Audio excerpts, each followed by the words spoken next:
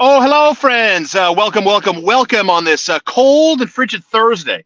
-9 degrees at noontime today on this Thursday. Happy late February, you guys. And the Montreal Canadiens are in a bit of a groove, aren't they? They've won 4 in a row, coming off a shutout win over the Buffalo Sabres last night, as you heard live on TSN 690, as the Canadiens are really finding their stride under Martin St.Louis. And there's so many interesting things I think to talk about concerning the Montreal Canadiens, by the way, as they go to Ottawa on Saturday night. Speaking at length this morning with my partner Connor McKenna on the TSN 690 morning show, asking ourselves a bunch of questions.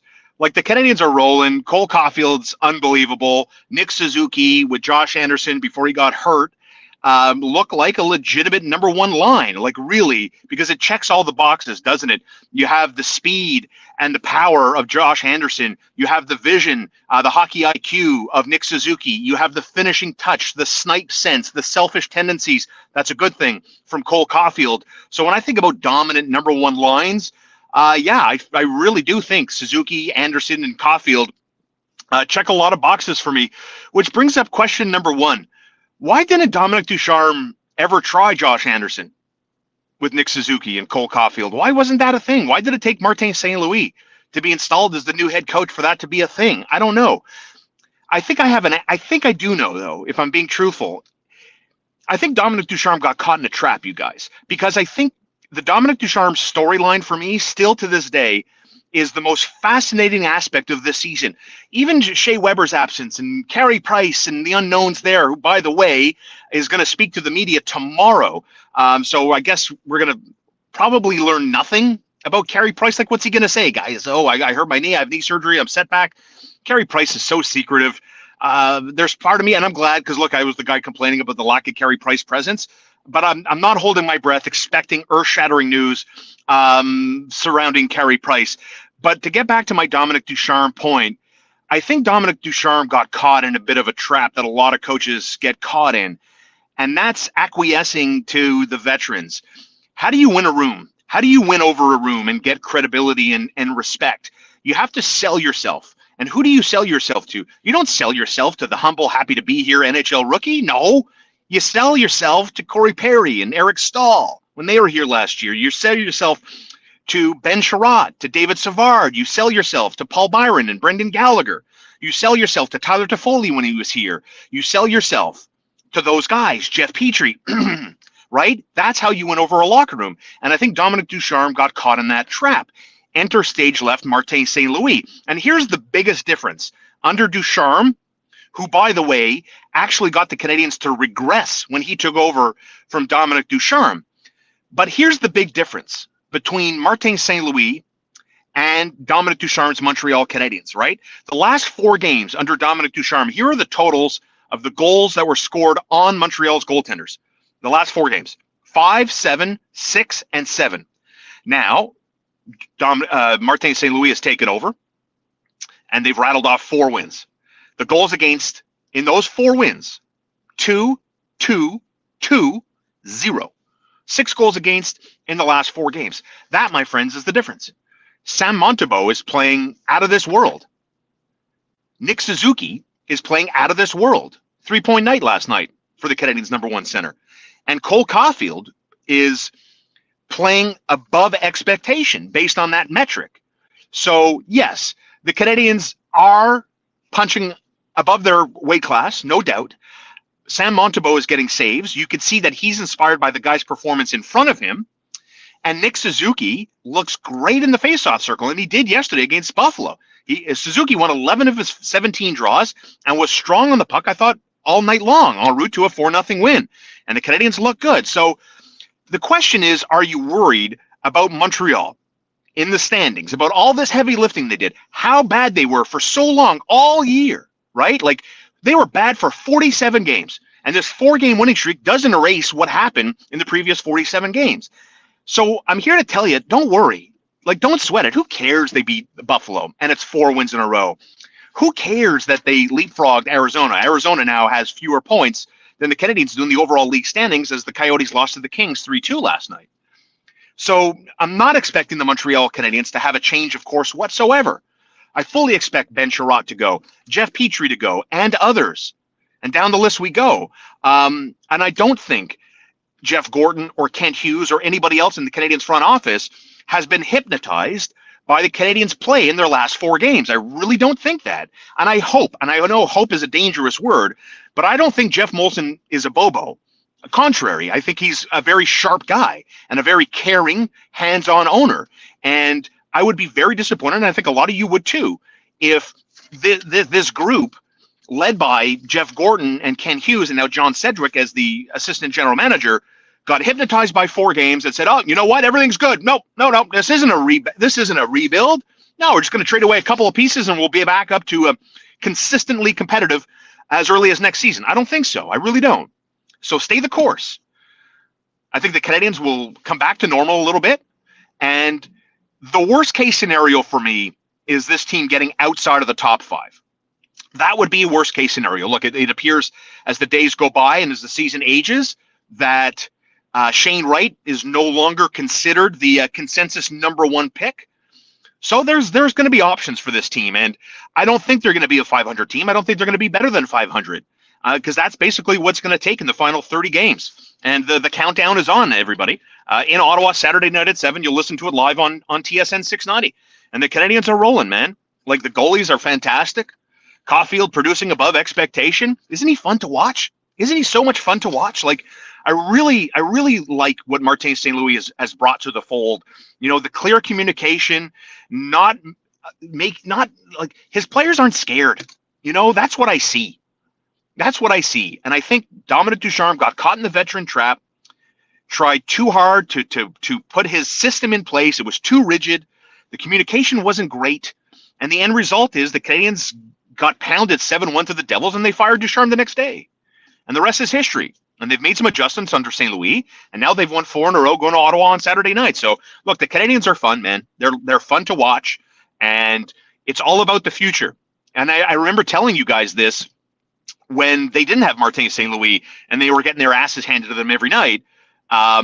What are you watching? What's the reason you're tuning into these games? And for me, it was Suzuki, it was Caulfield, it was Romanov. It was, what do these guys look like? How are they competing in a lost season?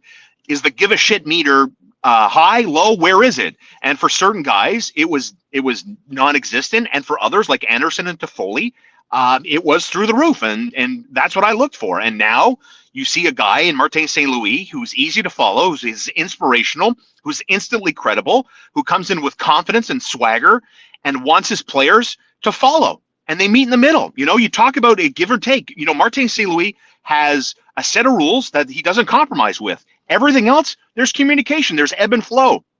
And that's the way it should be. Thank God. Like, I've been watching this team for it feels like 40 years. And I'm tired of the goalie being the best, the goalie being the franchise. The Canadiens don't score. The Canadiens are, trapping up the middle zone, the center ice area. I'm done with that, man. They've tried it.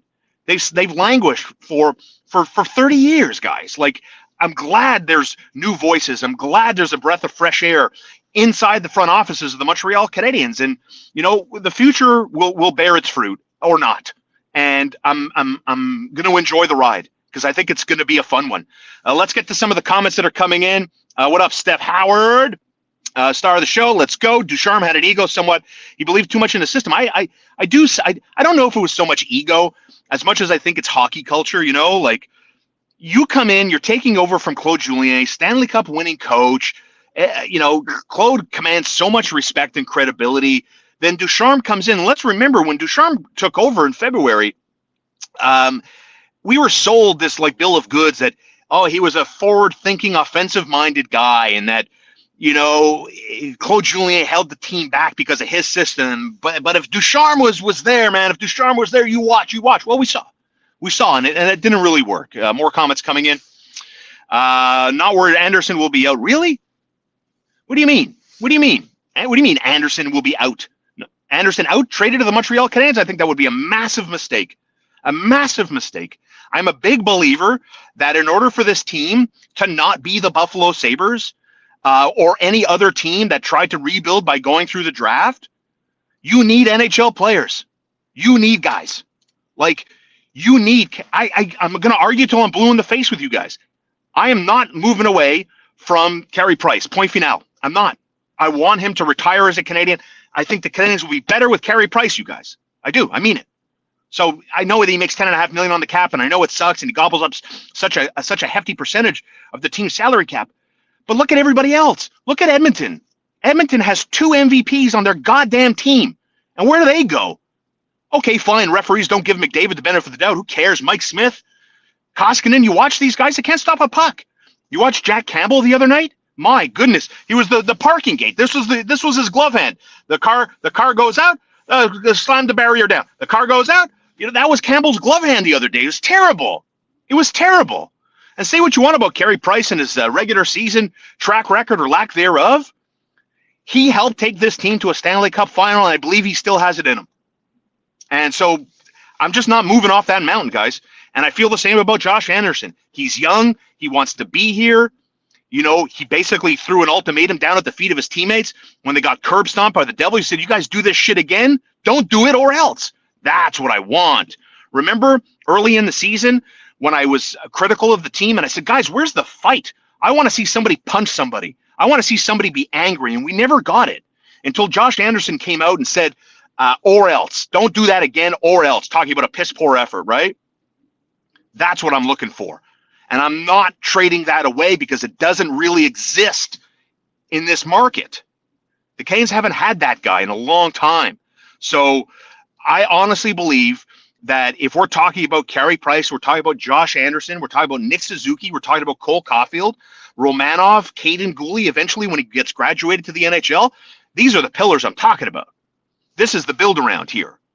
And yes, I like the idea of going with prospects over picks. I think it hurries up the process of getting this team back to a sustained level of competitiveness. And the team is fun to watch again with 30 games to go. Fascinated to see what happens. Fascinated to see who the Canadiens move. What's going to happen with Jeff Petrie? Does he go now? Does he go sometime in the summer? If you ask me, I'm trading Jeff Petrie as soon as I can. Ben Sherratt, same thing, as soon as I can. And I don't think that because of the team playing much better under the new coach, that the value of either of those guys has changed. Darren Dreger has been telling us on the TSN 690 morning show pretty much from October on that anybody looking at the Canadiens players in a rent-a-trade is looking at what they've done last year, what they did in the playoffs. Like Jeff Petrie's been in the league for 12 years, over 10 years for sure. 45 games doesn't erase Jeff Petrie's career. And the same for Ben Sherratt and the same for anybody else that's on this team and that played like dog bleep for 45 games. So I don't expect anything. I don't think, if Ben Sherratt's playing lights out and Jeff Petrie's playing lights out, I don't think it goes from a middling second-round pick to a low first-round pick. I don't think that happens. I think the offer is what the offer is, and maybe you can package it and sweeten the pot. But the Canadiens, to that point, have very smart guys, sharp guys, cutthroat guys in the front office, led by Kent Hughes, followed by his assistant general manager, John Sedgwick, who, for the uninitiated, John Sedgwick was Marc Bergevin's right-hand man, but not in an assistant general manager capacity. He was in a legal affairs capologist capacity.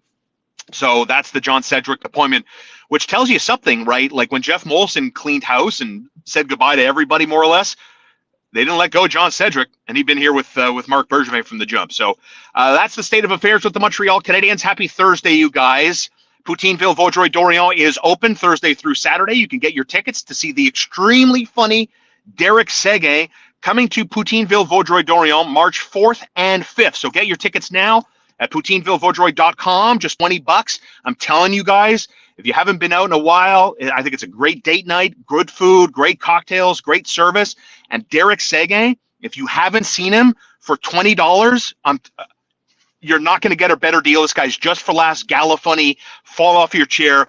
March 4th, March 5th at Poutineville Vaudreuil-Dorion. And of course, with the unfortunate heartbreak going on in our world right now, as Russia invaded Ukraine, basically as we were winding down the Canadiens game yesterday, my heart goes out to all our Ukrainian friends in Montreal and living abroad, thinking of you. And hopefully this ends quickly and in a positive way for everybody, obviously. But it's interesting now that this is going on. You know what that means. It means gas prices that were already climbing through the roof are now going to puncture the ceiling and rise into the sky. And we will be over $2. I've been telling you for weeks, we're going to be over $2 a liter. It's coming. K-Stop Gas Bar and Depanneur, long time, proud sponsors of In the Car with Star. Save money, save the taxes, fuel up, snack up at K-Stop Gas Bar Depanneur, Highway 138 in Ganawagi, right in the Playground Poker parking lot. Okay, guys? And that is it for me. Happy Thursday. I think I'm going to run into Home Depot. I need some Flex Seal. Got my protein shake. Was at the gym this morning after work. So I'm doing these a bit later now. I don't know. It's working. I like it. After 12, I figured I'd get my workout in. I do the show. I'm done at 10. I go home. I change.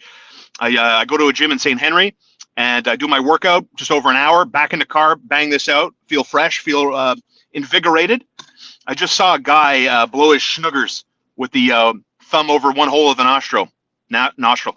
Power move, my friend. Power move. And he's not even like a baseball player. He's just some guy walking down the middle of the street. Too good for the sidewalk, too, apparently. Okay, guys. Peace. I'm out. Have a great day. Happy Thursday. We'll see you tomorrow morning on TSN 6.